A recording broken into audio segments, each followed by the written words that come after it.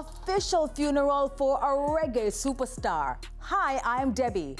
Jimmy Cliff's death, aged 81, reported around the world. The You Can Get It If You Really Want singer, acknowledged as one of Jamaica's greatest ever recording artists, and whose role as Ivan in the cult classic The Harder They Come helped introduce reggae to international audiences.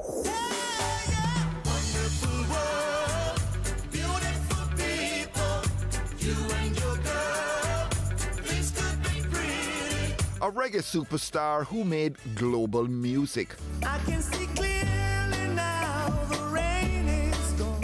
Major world news outlets reporting the passing of Jimmy Cliff, and his music registering a corresponding spike in streams. It's not just Jamaica. Every news publication worldwide is carrying Jimmy Cliff's obituary, and that has caused an increase in his streams. The Best of Jimmy Cliff, the album released in 2017, that is #1 on the chart, and currently Jimmy has 1, 2, 3 on the US reggae iTunes chart. His albums are also seeing an emergence on the charts all over the world, in Europe, Asia, because Rolling Stone magazine, The Guardian, Billboard, every prominent publication and World Music Views is carrying the news of his death. You can get it if you really want. Jimmy Cliff's death on Monday, November 24, immediately bringing to mind the now iconic image of the singer from his role in The Harder They Come, directed by Perry Hensel. I've never known a world without Jimmy Cliff. Like her dad, a filmmaker, Justine Hensel grew up with memories of Cliff going back many years. Our families have been intertwined for over 50 years. I think it was a profound sense of loss, but then it moved to what a gift. What a gift this man, Jimmy Cliff, has been for me personally, for us as a family, and of course for Jamaica and the world. And then the harder they come, the harder they fall. One and all. The character of Ivan in The Harder They Come became a singer because Jimmy was cast. And Jimmy was cast because Perry saw an album cover. Jimmy was already a recording artist, a very successful recording artist. And he saw an album cover. On one side, Jimmy looked like a lover. On the other side, he looked like a rebel. And Perry said, if one man can have these two different looks in a still photograph, what can he do on screen? He's gonna be intense. And he was incredible, he was intense. Perry just thought that the talent that he had was such a gift. He didn't have to write dialogue for Jimmy for The Harder They Come. He would explain the scene to him. This is what Ivan needs to do in this scene. And Jimmy would say the words that were necessary. Was there something that, just kind of summed up Jimmy Cliff? Quiet and humble until the camera started rolling. And then the character would come out of him. I never saw him raise his voice. I never saw him lose his tempo. But when he needed to show anger, when he needed to show passion, when he needed to show intensity, then it was all there. So obviously all those emotions were there, and he just had to channel them. Many rivers to cross, but I can't seem to find. There had to be a lot of patience in the making of The Harder They Come. Literally, it stopped and started, and it happened over years. So here was Jimmy, who was a successful guy. He was going on tour and whatever. He wasn't being paid hardly anything for The Harder They Come, right? And then Perry would call and say, okay, we got a little money, come, let's do a shoot in Trenchtown, come, let's do a shoot out at Hellshaw.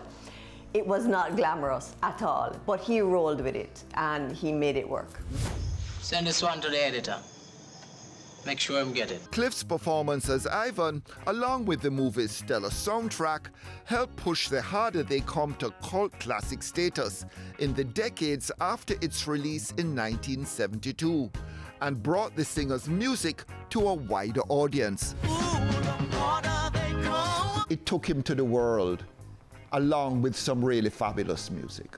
Incredible music. There are only 10 tracks on the soundtrack of The Harder They Come. Of them, Jimmy has 4, so he has the most songs. The only one that was written specifically for the film was The Harder They Come, and the recording in the recording studio is the actual recording. So that, for me, I mean, some people say that's the first ever music video. It's the first time that we see a song being recorded in that way.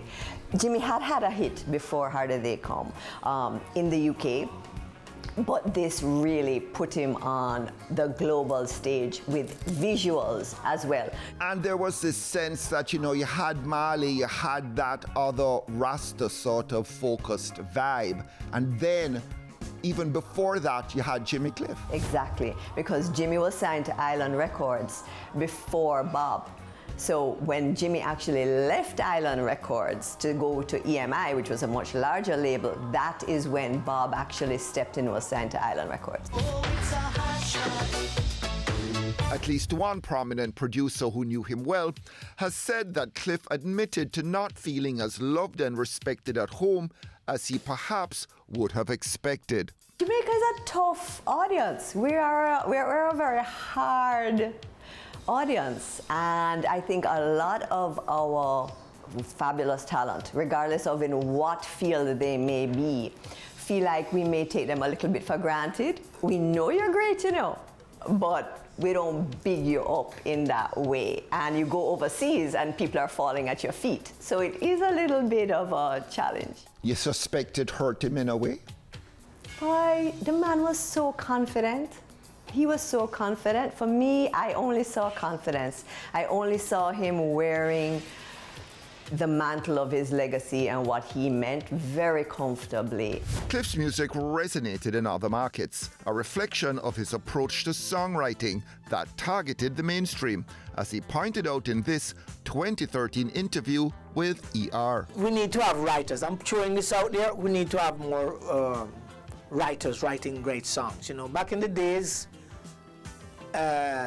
you know, Bob and myself and Peter and we used to talk, and we knew that Jamaica was not big enough to sustain us. So we always had this global outlook, and so we wrote songs with this global outlook to communicate with people globally, and even those rooted in Jamaica. I think, you know, the writers of today, you know, could adopt that same kind of thing, because we're a part of the planet.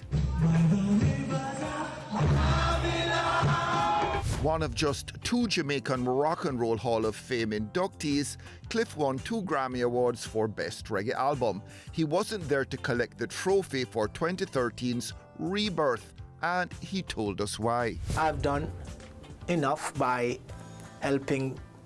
contributing to a music form that has had international impact, and I've helped to establish it also. So if you want to give me a honor in Grammy, show me collecting it on TV just like anyone else. And if ever I'm in misery, your human touch is my remedy. How do you think the world is going to remember Jimmy Cliff? Oh, with joy and gratitude that he existed and that we have his music. It will continue to be played forever. It will continue to be covered by artists in all different types of music. He was on the front page of the New York Times. I hope everybody understands that having your obituary on the front page of the New York Times is not a normal occurrence. And that happened 2 days ago. It's remarkable. The Wonderful World Beautiful People singer is survived by his wife and 13 children.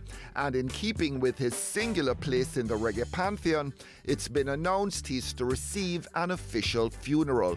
Jimmy Cliff was 81.